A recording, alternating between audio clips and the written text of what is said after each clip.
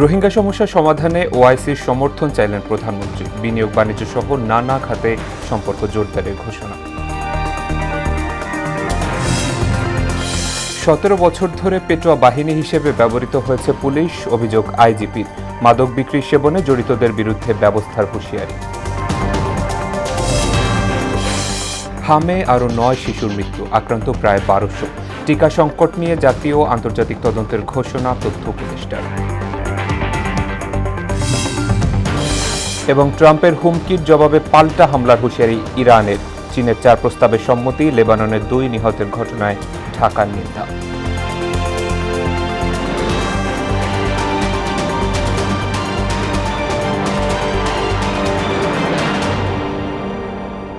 আসসালামু আলাইকুম, মোহনা সংবাদে সবাইকে স্বাগত।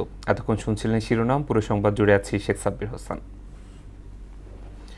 রোহিঙ্গা সমস্যা সমাধানে Organisation of Islamic Cooperation OIC ভুক্ত দেশগুলোর সমর্থন প্রত্যাশা করেছেন প্রধানমন্ত্রী বিএনপির চেয়ারম্যান তারেক রহমান। মঙ্গলবার দুপুরে সচিবালয় মন্ত্রিপরিষদ বিভাগে প্রধানমন্ত্রীর দফতরে ঢাকায় নিযুক্ত ওআইসি ভুক্ত দেশগুলোর রাষ্ট্রদূত ও হাই কমিশনারদের সঙ্গে সৌজন্য সাক্ষাতের সময় এই সমর্থন চান তিনি। বৈঠকের বিষয়ে জানিয়েছেন প্রধানমন্ত্রীর ডেপুটি প্রেস সচিব জাহিদুল ইসলাম রনি। তিনি জানান, সাক্ষাৎকালে ওআইসির সদস্যভুক্ত দেশগুলোর পক্ষ থেকে প্রধানমন্ত্রীর দায়িত্ব গ্রহণ করায় তাকে অভিনন্দন জানানো হয়। সদস্য রাষ্ট্রগুলোর বাংলাদেশের সঙ্গে বিনিয়োগ, বাণিজ্য, শিক্ষা, স্বাস্থ্য, টেক্সটাইল, ঔষধ শিল্প সহ নানা খাতে সম্পর্ক জোরদার করার পাশাপাশি বাংলাদেশের পাশে থাকার দৃঢ় প্রত্যয় ব্যক্ত করা হয়। প্রাথমিক দিক থেকে উচ্চশিক্ষা পর্যন্ত দেশের শিক্ষা কারিকুলাম নতুন করে সাজানো এখন সময়ের দাবি, এমন মন্তব্য করেছেন প্রধানমন্ত্রী তারেক রহমান। তিনি বলেন, বৈশ্বিক প্রতিযোগিতার সঙ্গে তাল মিলিয়ে শিক্ষা ব্যবস্থাকে আরও আধুনিক ও কর্মমুখী করা প্রয়োজন। বিশ্ববিদ্যালয় মঞ্জুরি কমিশন আয়োজিত উচ্চশিক্ষা রূপান্তর বিষয়ক কর্মশালায় এসব কথা বলেন সরকার প্রধান। গবেষণা ও উদ্ভাবনের দিকে মনোযোগী হতে বিশ্ববিদ্যালয়গুলোর প্রতি আহ্বানও জানান তিনি। আরও জানাচ্ছেন তানজিদ ভুইয়া। মূলক বিশ্বে আমাদের টিকে থাকা কিছুটা হলো কষ্টসাধ্য হয়ে পড়বে।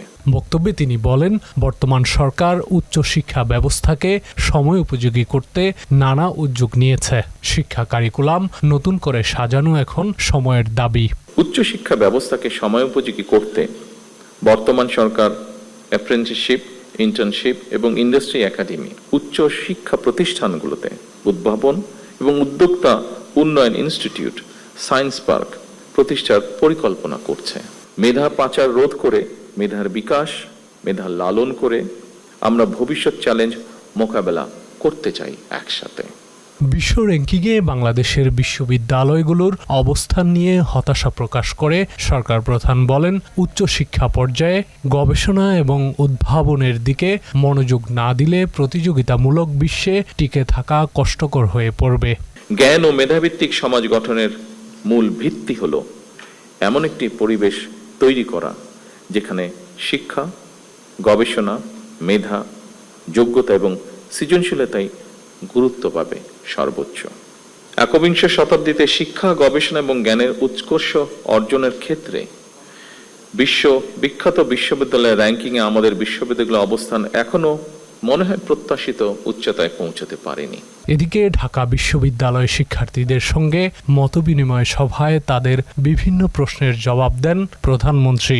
আবাসন সংকটের সমাধান সহ ঢাকা বিশ্ববিদ্যালয়ে শিক্ষার মান উন্নয়নে নানা পরিকল্পনা তুলে ধরেন তিনি।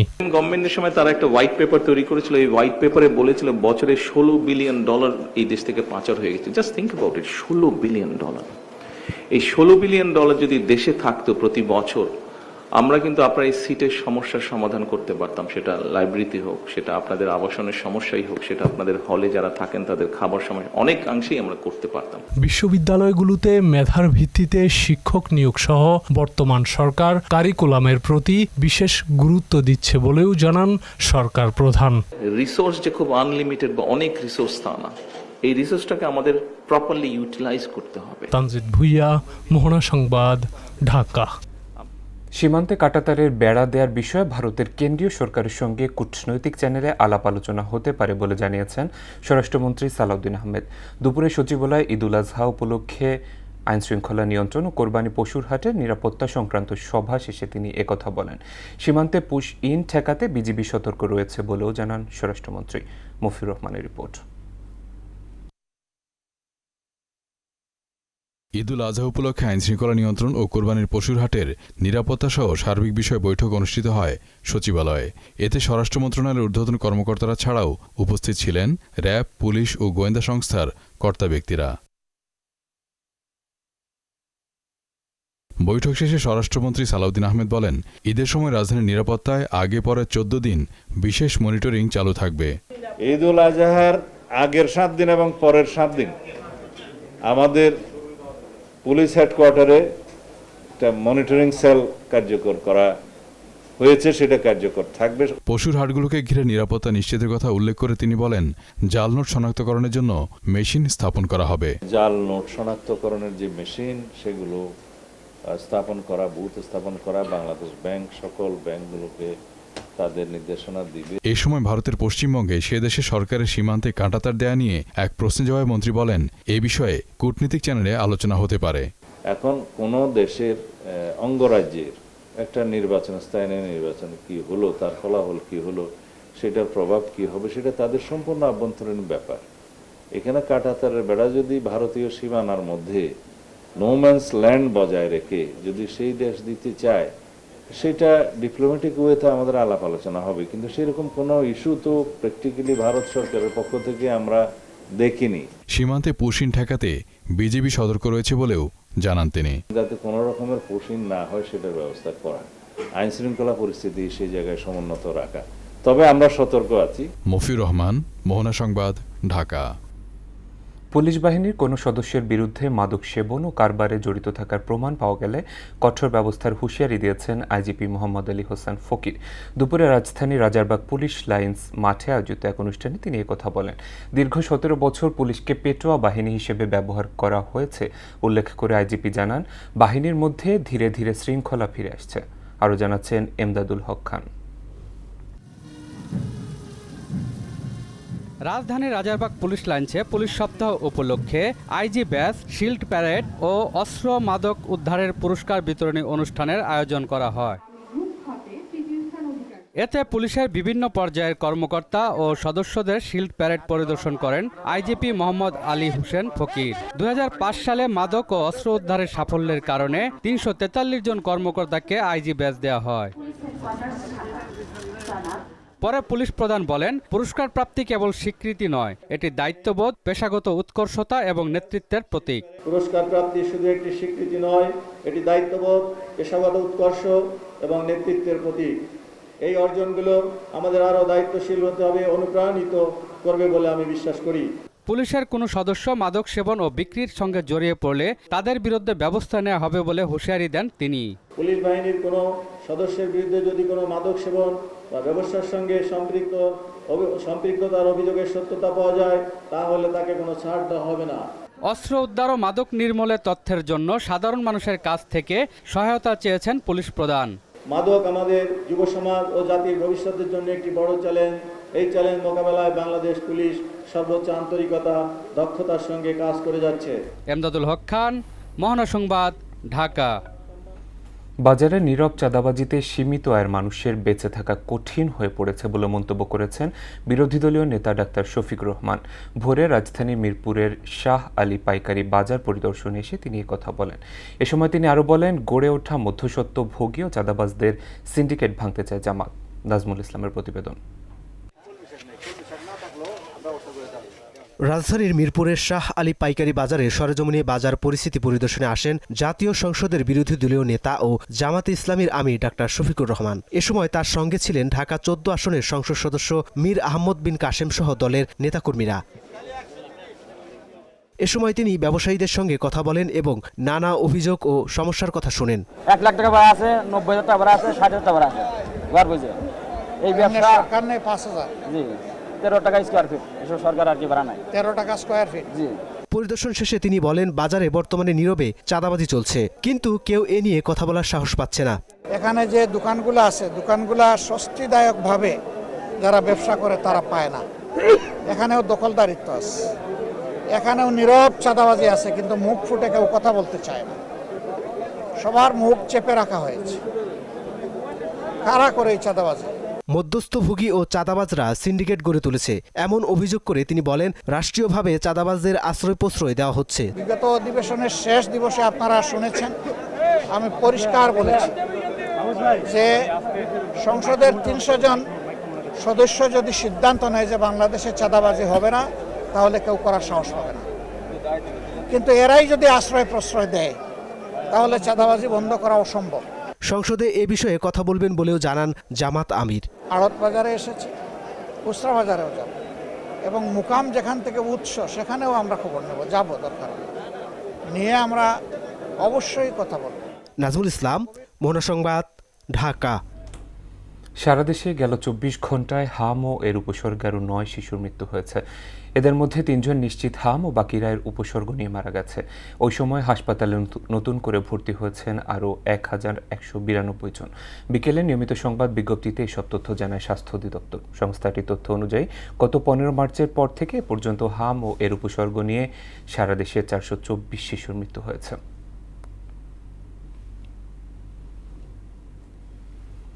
মধ্য মার্চ থেকে হামে দৈনিক গড়ে 7 জন করে শিশু হামে প্রাণ হারালেও দেশে জরুরি অবস্থা ঘোষণার পক্ষে নয় সরকার।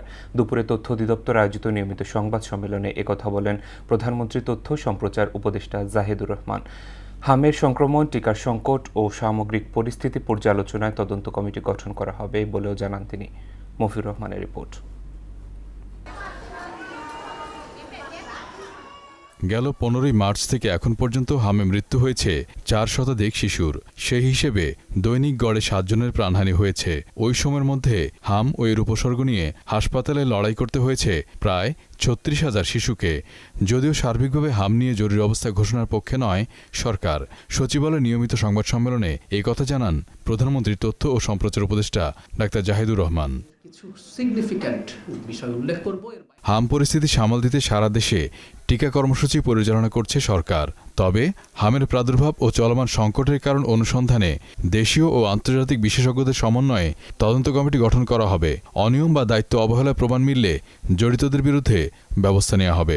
যারা টিকা বা এসব নিয়ে স্বাস্থ্য নিয়ে কাজ করেন তাদেরকে সমন্বয় করে হবে।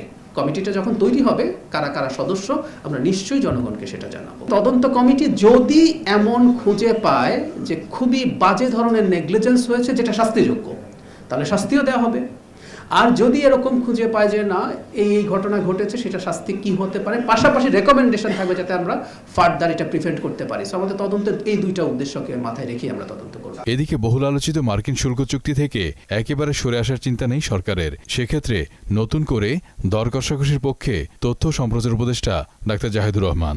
এই চুক্তি রিকনসিডার করা কিছু কিছু জায়গায়, যে যে জায়গাগুলোকে আমরা বেশি সমস্যাজনক মনে করি, রাষ্ট্রের জন্য ক্ষতিকর মনে করি, হতে পারে মনে করছি, সেগুলো নিয়ে আমরা আগে আমাদের প্রাথমিক বিবেচনা করব এবং আমি আশা করি যে আমরা সেরকম একটা নেগোসিয়েশনে তাদের সাথে যেতে চাই। বাতিল করাটা বাইল্যাটারাল সম্পর্ক বা রেসিপ্রোকাল ট্যারিফের যে সংকট আছে সেটা আবার চলে আসার সম্ভাবনা আছে। আগের সরকারের করা বিদেশি চুক্তিগুলো পর্যালোচনা করার কথাও বলেন তিনি। এক ধরনের একটা অপশনও আমাদের কনস্টিটিউশনে আছে, আর খুব গোপন ধরনের চুক্তি যদি না হয়, একটা রাষ্ট্র মাঝে মাঝে খুবই কনসিল্ড কিছু চুক্তি করতে পারে। মফিউর রহমান, মোহনা সংবাদ, ঢাকা। এবারে আন্তর্জাতিক প্রসঙ্গ। যুক্তরাষ্ট্র নতুন করে হামলা চালালে পাল্টার জবাব দিতে প্রস্তুত বলে জানিয়েছে ইরান। সংকট মোকাবেলায় এগিয়ে এসেছেন চীনা প্রেসিডেন্ট শি জিনপিং। মধ্যপ্রাচ্যে দীর্ঘস্থায়ী শান্তি ও স্থিতিশীলতা ফিরিয়ে আনতে দিয়েছেন 4 দফা প্রস্তাব। মিত্রদেশের ওই প্রস্তাবে এরই মধ্যে আনুষ্ঠানিক সমর্থনও দিয়েছে ইরান। এদিকে দক্ষিণ লেবাননে ইসরায়েলি ড্রোন হামলায় 2 বাংলাদেশি প্রবাসী কর্মী নিহত হওয়ার ঘটনায় তীব্র নিন্দা জানিয়েছে Bangladesh. Oishi desk report. Revolutionary Guards commander and ex-mayor of Tehran. যুক্তরাষ্ট্র নতুন করে আগ্রাসন চালালে এর জবাব দিতে ইরানি সেনারা প্রস্তুত রয়েছে বলে জানিয়েছেন ইরান পার্লামেন্টের স্পিকার বাঘের গালিবাফ। সংসদের জাতীয় নিরাপত্তা ও পররাষ্ট্রনীতি কমিশনের মুখপাত্র ইব্রাহিম রেজাই হুঁশিয়ারি দিয়ে বলেছেন, আবার হামলা হলে 90% পর্যন্ত ইউরেনিয়াম সমৃদ্ধ করার সিদ্ধান্ত নেবে ইরান। ইরানের সঙ্গে যুদ্ধবিরতি এখন লাইফ সাপোর্টে রয়েছে বলে মন্তব্য করেছেন মার্কিন প্রেসিডেন্ট ডোনাল্ড ট্রাম্প। যুদ্ধে পূর্ণাঙ্গ বিজয় অর্জনের লক্ষ্যে হরমুজ প্রণালী দিয়ে পুনরায় নৌ স্কাউটের বিষয়টি বিবেচনা করছেন তিনি। ইরানের নীতি নির্ধারণী পরিষদের সদস্য এবং বিপ্লবী গার্ড বাহিনী IRGCর সাবেক কমান্ডার মোহসিন রেজাই মধ্যপ্রাচ্যের মুসলিম ও আরব দেশগুলোকে ইসরায়েলের বিপজ্জনক লক্ষ্য বলে হুঁশিয়ারি দেন। সামাজিক যোগাযোগ মাধ্যমে ভুয়া আইডি দিয়ে যুক্তরাষ্ট্র ও ইসরায়েলের মধ্যকার সম্পর্ক খারাপ করার চেষ্টা চলছে বলে দাবি করেছেন ইসরায়েলি প্রধানমন্ত্রী বেঞ্জামিন নেতানিয়াহু। সংকট মোকাবিলায় এগিয়ে এসেছেন চীনা প্রেসিডেন্ট শি জিনপিং। মধ্যপ্রাচ্যে দীর্ঘস্থায়ী শান্তি ও স্থিতিশীলতা ফিরিয়ে আনতে দিয়েছেন 4 দফা প্রস্তাব। মিত্র দেশের এই প্রস্তাবে এরই মধ্যে আনুষ্ঠানিক সমর্থনও দিয়েছে ইরান। দক্ষিণ লেবাননে ইসরায়েলি ড্রোন হামলায় একজন সিরীয় সহ 2 বাংলাদেশি প্রবাসী কর্মী নিহত হয়েছেন। এই হামলার তীব্র নিন্দা জানিয়েছে বাংলাদেশ। মঙ্গলবার পররাষ্ট্র মন্ত্রণালয় এক বিজ্ঞপ্তিতে এ নিন্দা জানায়। ঐশী আলম, মোহনা সংবাদ। রাজধানীতে পৃথক অভিযানে আন্তজেলা ডাকাত দলের 5 সদস্য ও চিহ্নিত ছিনতাইকারী সহ আরও 4 জনকে গ্রেফতার করেছে গোয়েন্দা পুলিশ ও ধানমন্ডি থানা পুলিশ। এ সময় উদ্ধার করা হয়েছে অবৈধ অস্ত্র, গুলি, গান পাউডার, হাতবোমা ও ডাকাতির কাজে ব্যবহৃত মোটরসাইকেল। ডিএমপি কার্যালয়ে আয়োজিত সংবাদ সম্মেলনে এসব তথ্য জানান ডিবি প্রধান এমদাদুল হক খানের প্রতিবেদন। রাজধানী সহ দেশের বিভিন্ন এলাকায় সংঘবদ্ধ ডাকাতি ও ছিনতাইয়ের পরিকল্পনার তথ্য পেয়ে অভিযান চালায় গোয়েন্দা পুলিশ। এতে আন্তজেলা ডাকাত দলের 5 সদস্যকে গ্রেপ্তার করা হয়। আন্তজেলা ডাকাত দলের 5 জন সদস্যকে গ্রেপ্তার করে তারা যাত্রাবাড়ি এলাকায় একটা স্থানে একটা ফার্নিচারের দোকানের সামনে সমবেত হয়ে ডাকাতি করার প্রস্তুতি নিচ্ছিল। পুলিশ জানায় গ্রেপ্তারকৃতরা দীর্ঘদিন দেশের বিভিন্ন জেলায় মহাসড়ক ও নির্জন এলাকায় ডাকাতি, অস্ত্রের মুখে ছিনতাই এবং আতঙ্ক সৃষ্টি করে আসছিল। অভিযানকালে ডাকাতিতে ব্যবহৃত বিভিন্ন সরঞ্জামাদি উদ্ধার করা হয়। 2টি বিদেশি পিস্তল, একটি চাপাতি, 4টি হাতবোমা এবং 2 কেজির মতো গান পাউডার বা বিস্ফোরক দ্রব্য উদ্ধার করা হয়। তাদের পরিকল্পনা ছিল যে আসন্ন ঈদুল আজহাকে সামনে রেখে যে বিকাশ নগদে প্রচুর পরিমাণ টাকা ট্রানজ্যাকশন হবে। তারা প্রথমে পরিকল্পনা করেছিল যে এই টাকাগুলো বিকালবেলা যখন ক্যারি করবে যে কোনো একটা এজেন্টের কাছ থেকে এই টাকাগুলি তারা ছিনিয়ে নেবে। এদিকে রাজধানী বিভিন্ন এলাকায় অভিযান চালিয়ে 3 ছিনতাইকারীকে গ্রেপ্তার করেছে ধানমন্ডি থানা পুলিশ। সাকিব এবং শীর্ষ ছিনতাইকারী পলাশ আর বিপ্লব, এই 3 জনকে ঘটনাস্থলে আমরা গ্রেপ্তার করতে সমর্থ হই। ব্রিফিংয়ে পুলিশ জানায় ছিনতাইয়ের কাজে ব্যবহৃত বিভিন্ন আলামতও উদ্ধার করা হয়েছে। এরা একটা ছিনতাই ঘটনা ঘটায়, তো এই ঘটনাকে কেন্দ্র করে আমরা তদন্ত করি। তদন্ত করতে করতে আমরা এই গ্রুপটাকে আইডেন্টিফাই করতে সমর্থ হই। আসন্ন ঈদকে সামনে রেখে কোরবানি হাট ঘিরে চুরি, ছিনতাই সহ যে কোনো ধরনের নাশকতা ঠেকাতে প্রস্তুতির কথাও জানায় আইন শৃঙ্খলা বাহিনী। আমাদের যে তথ্য আছে তাদের উপর আমরা নজরদারি বৃদ্ধি করেছি। পাশাপাশি যেটা প্রিভেন্টিভ ব্যবস্থা, মহাসড়কে বলেন, রাস্তাঘাটে বলেন বা আমাদের এলাকা ভিত্তিক বলেন, আমাদের পেট্রোল এবং মোবাইল পার্টির টহলও আমরা জোরদার করেছি। এমদাদুল হক খান, মোহনা সংবাদ, ঢাকা। জয়পুরহাটের পাঁচবিবি উপজেলার পাগলা বাজারে 3 দিনব্যাপী ফ্রি মেডিকেল ক্যাম্প অনুষ্ঠিত হয়েছে। সমীরউদ্দিন চৌধুরী ওয়াকফ এস্টেট ও বগুড়া TMS মেডিকেল কলেজের যৌথ উদ্যোগে আয়োজিত এই ক্যাম্পে এলাকার সহস্রাধিক দরিদ্র ও অসহায় মানুষকে বিনামূল্যে বিশেষজ্ঞ ডাক্তারদের চিকিৎসা সেবা ও ওষুধ প্রদান করা হয়। মঙ্গলবার পাগলাবাজার বালিকা উচ্চ বিদ্যালয় মাঠে মেডিকেল ক্যাম্পের উদ্বোধন করা হয়। এতে বগুড়া TMS মেডিকেল কলেজ হাসপাতালের 13 সদস্যের একটি বিশেষজ্ঞ চিকিৎসক দল অংশ নেন। এই ওয়াকফ স্টেটের অর্থায়নে আমরা এই ধরনের সেবামূলক কাজ করে যাচ্ছি এবং ভবিষ্যতেও আমরা ইনশাআল্লাহ, আল্লাহ যদি তৌফিক দেয়, আমরা এইভাবে জনকল্যাণমূলক কাজে সহযোগিতা করবো। এলাকার প্রান্তিক জনসাধারণের চিকিৎসার জন্য এখানে ডাক্তার, অনেক কয়েকটা বিভাগের ডাক্তার এখানে আজকে হাজির আছেন এবং প্রায় 1000 খানেকের মতো রোগী এখনো চিকিৎসাধীন আছেন। বাজারে এলো কৃত্রিম বুদ্ধিমত্তা বা AI প্রযুক্তি নির্ভর ওয়ালটনের 4 মডেলের নতুন স্মার্ট ওয়াশিং মেশিন। মঙ্গলবার রাজধানী বসুন্ধরা ওয়ালটন কর্পোরেট অফিসে এক অনুষ্ঠানে সব পণ্য উন্মোচন করা হয়। এতে বলা হয়, নতুন মডেলগুলোর মধ্যে রয়েছে 8 ও 9 কেজি ধারণ ক্ষমতার টপ লোডিং AI সমৃদ্ধ স্মার্ট ওয়াশ ফিচার সমৃদ্ধ মেশিন, যা কাপড়ের ধরন ও ওজন বুঝে স্বয়ংক্রিয়ভাবে ওয়াশ সেটিংস নির্বাচন করতে সক্ষম। ওয়ালটন কর্তৃপক্ষ জানায়, গাজীপুরের নিজস্ব প্লান্টে বর্তমান 30টিরও বেশি মডেলের আন্তর্জাতিক মানের ওয়াশিং মেশিন তৈরি করা হচ্ছে, যা এশিয়া ও ইউরোপ সহ বিশ্বের 55টিরও বেশি দেশে রপ্তানি করা হচ্ছে। অনুষ্ঠানে উপস্থিত ছিলেন ওয়ালটন হোম অ্যাপ্লায়েন্সের ব্র্যান্ড অ্যাম্বাসিডর জয়া আহসান সহ প্রতিষ্ঠানের ঊর্ধ্বতন কর্মকর্তারা। শেষ করব মোহনা সংবাদ, যাবার আগে শিরোনামগুলো আরও একবার।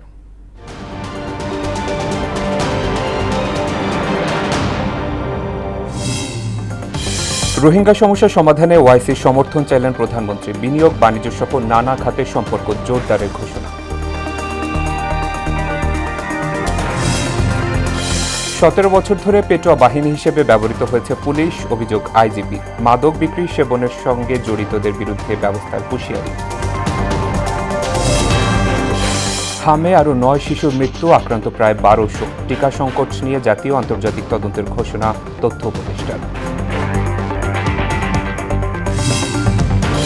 এবং ট্রাম্পের হুমকির জবাবে পাল্টা হামলার হুঁশিয়ারি ইরানে। চীনের 4 প্রস্তাবে সম্মতি, লেবাননের 2 নিহতের ঘটনায় ঢাকার নিন্দা।